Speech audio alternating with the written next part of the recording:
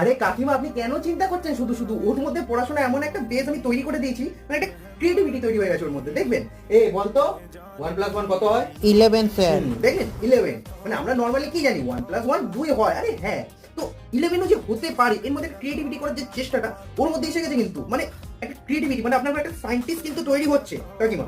আগে থেকে আমি বলে দিচ্ছি, আপনার সায়েন্টিস্ট কিন্তু তৈরি হয়ে গেছে আমার হাত দিয়ে। পশ্চিমবঙ্গের প্রজ্জ্বল করা একদম উজ্জ্বল তারা আপনার ছেলে।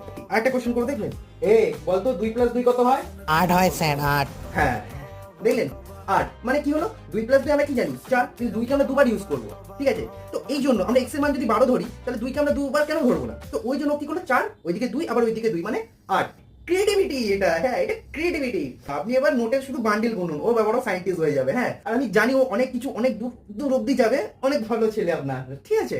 তো কাকিমা, ক্রিয়েটিভিটি তৈরি করে দিয়েছি, সায়েন্টিস্ট বানিয়ে দিল আপনার ছেলেকে। এখন দুটো বিস্কুট দাও না কাকিমা।